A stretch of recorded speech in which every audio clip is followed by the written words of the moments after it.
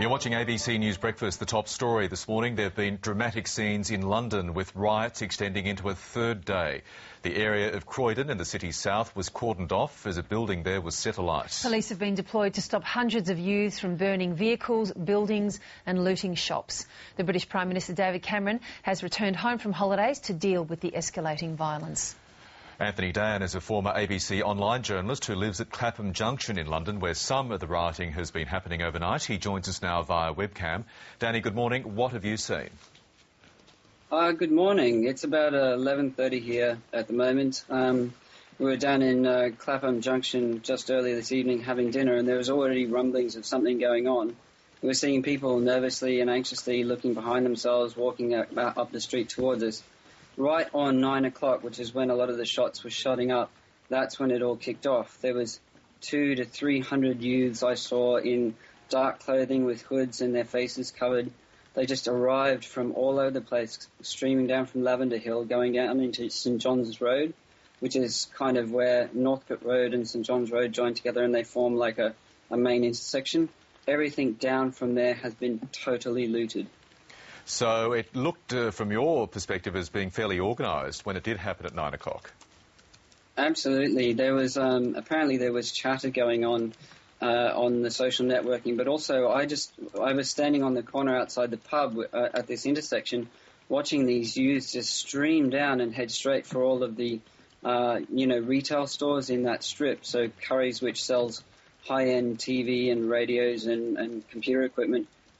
They just poured into it. It was like something I can't describe. But they just literally walked through the crowd of onlookers, as calm as can be, put their hoods up and got stuck in. Any sign of police, emergency services while you were there? Well, when I was there, it was about 9 o'clock, and that's when it roughly started. And there was already large crowds of people gathering, and everyone was sort of standing by, just dumbfounded, not really sure what to do. It was quite a surreal situation, and the violence just got worse and worse and worse. There was no actual attacks on people. It was all attacks on shops and shop fronts and just general looting, really. But during that whole time, we never saw any police, and I went out for a walk about half an hour ago, and that's when the first police arrived. So they've been looting unchallenged for about 2 hours in this area, and only about 15 minutes ago a helicopter turned up overhead, one of the police helicopters, and it's hovering in the area. So I imagine that they're starting to build a police presence in the area just as we're speaking. And Danny, when you went out half an hour ago, how extensive was the damage then? Well, I couldn't see a lot from where I was because I was really concerned for my safety and my girlfriend's safety at the time.